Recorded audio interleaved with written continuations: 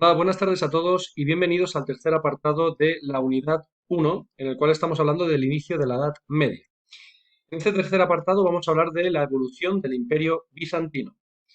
Bien, como ya estuvimos hablando en apartados anteriores, el Imperio Bizantino es el nombre que recibe el Imperio Romano de Oriente.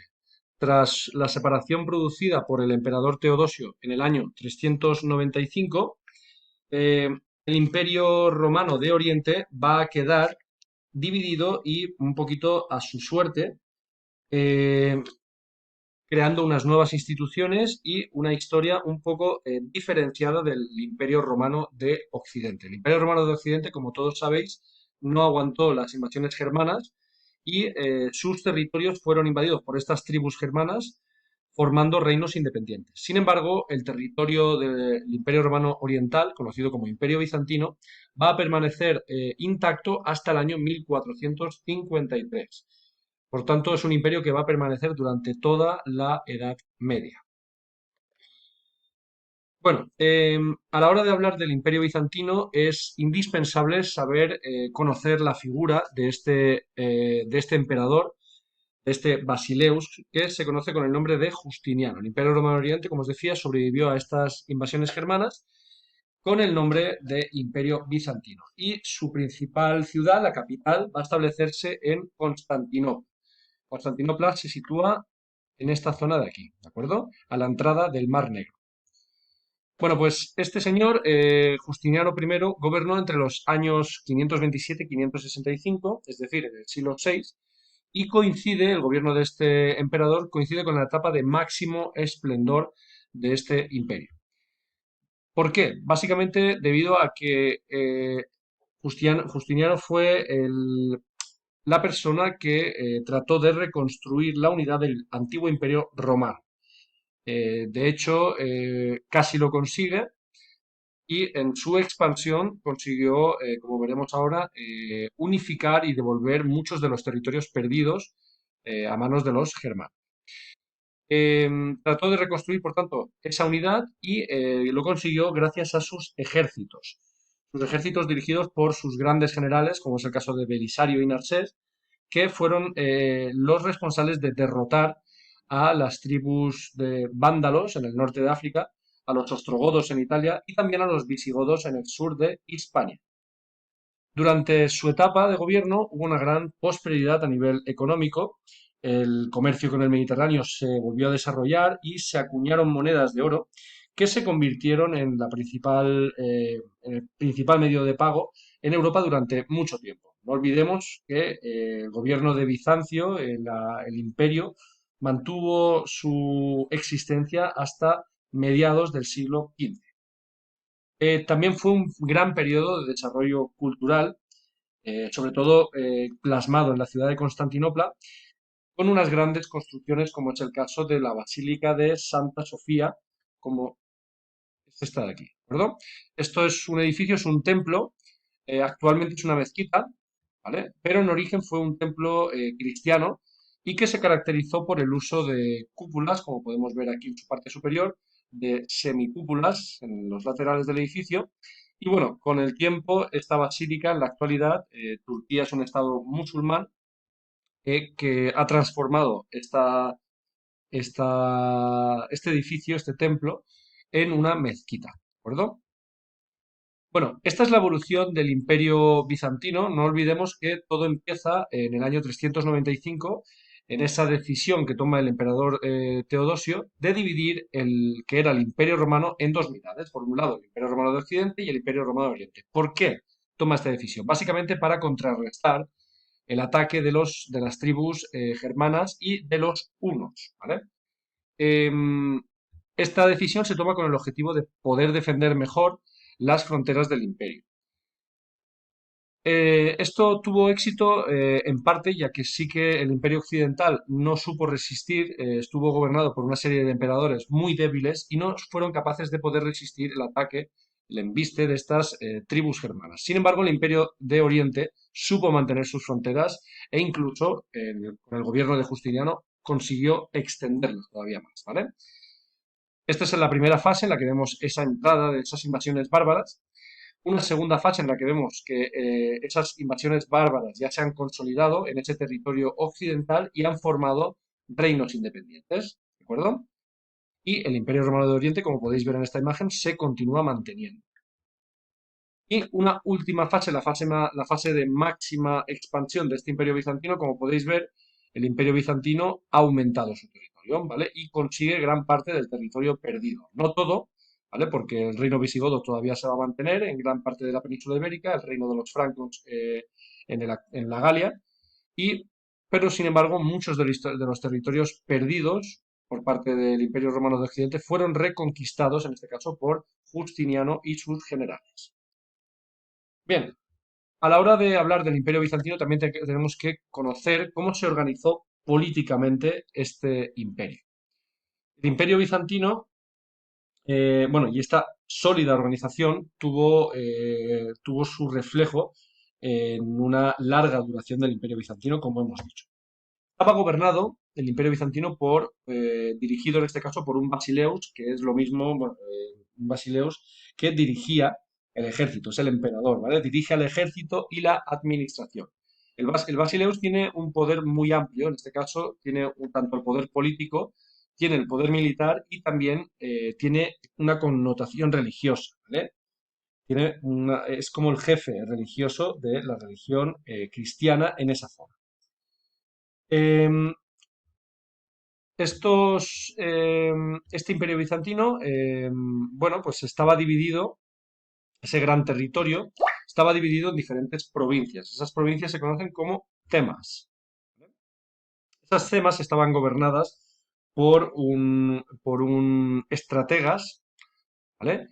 Y bueno, pues además, pues el resto de provincias contaba con una administración, con diferentes funcionarios y diplomáticos que lo que hacían era intentar mantener relaciones con otros territorios, ¿vale? Bueno, pues este es un poquito el esquema que podemos ver de funcionamiento del Imperio Bizantino, ¿de acuerdo? Bien, sin embargo, todo lo que reluce, todo lo que reluce no llega a ser oro y no todo dura para siempre en este caso, ¿vale? El Imperio Bizantino, como todos los imperios, acaba por tener una etapa de decadencia y que se inicia tras la muerte de este emperador tan importante que es Justiniano. ¿Vale? Tras su muerte, el imperio fue perdiendo poco a poco diferentes territorios. En el siglo VI, tras la muerte de Justiniano, los lombardos expulsaron a los bizantinos del norte y el centro de Italia. ¿Bien? Siglo VI, los bizantinos son expulsados de este territorio por parte de los lombardos. ¿Vale? En el siglo VII, los visigodos expulsan a los bizantinos de la península ibérica. Siglo VII, los bizantinos habían ocupado el sur de la península ibérica y son expulsados por los visigodos.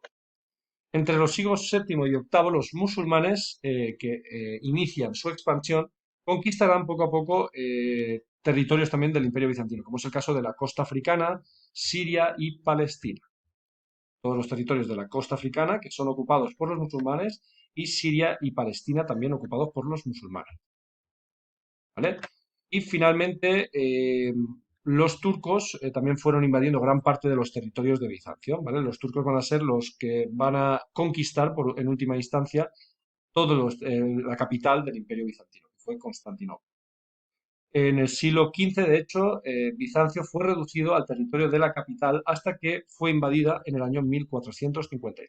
¿Vale? En este mapa, por lo tanto, podemos ver cómo ese gran territorio que había conseguido Justiniano se va reduciendo poco a poco hasta quedar solamente la capital, en este caso Constantinopla. ¿Vale? Bien, finalmente vamos a hablar de la sociedad y la cultura de Bizancio. ¿Cómo estaba organizado la sociedad? ¿Cómo estaba organizada la sociedad? Bueno, pues la sociedad bizantina, como podemos ver en esta imagen, tenía una estructura piramidal, ¿vale?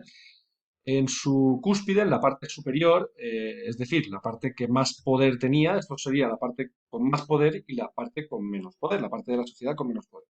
En su cúspide, en la parte con más poder, está una persona, una figura en este caso que es el Basileus, que es el emperador, ¿de acuerdo?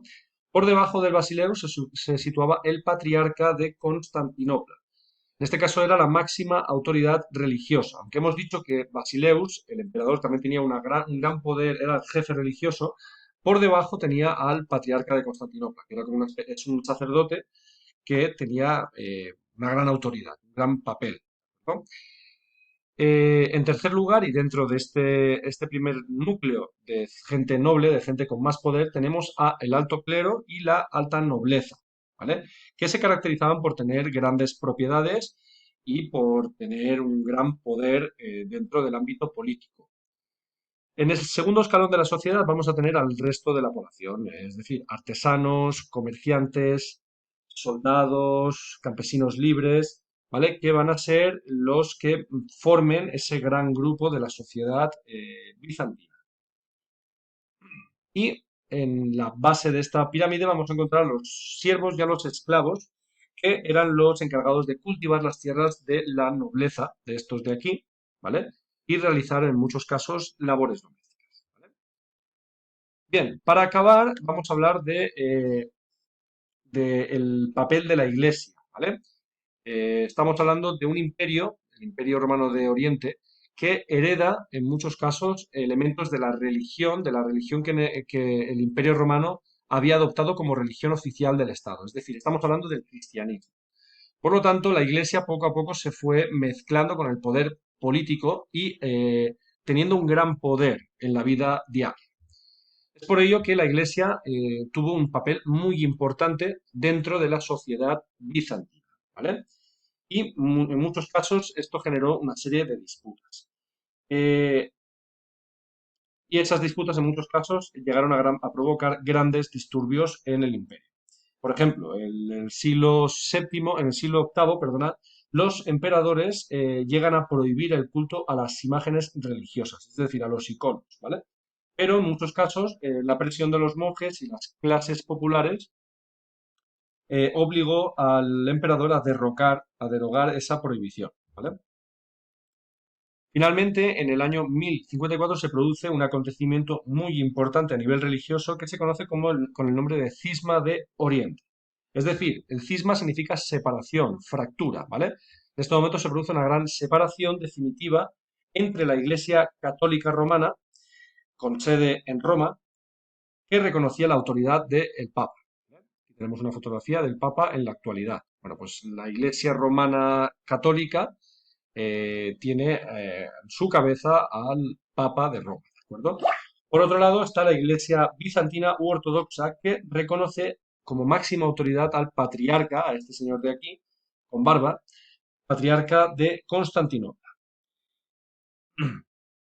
Entonces, ese cristianismo que se había mantenido unido a mediados del siglo XI, básicamente lo que va a hacer es separarse en dos caminos diferentes, ¿vale? Por un lado, esos católicos, como os he dicho, que mantienen esa autoridad, que son fieles a la autoridad del Papa de Roma, y por otro lado, los ortodoxos, son fieles a esa autoridad del patriarca de Constantinopla.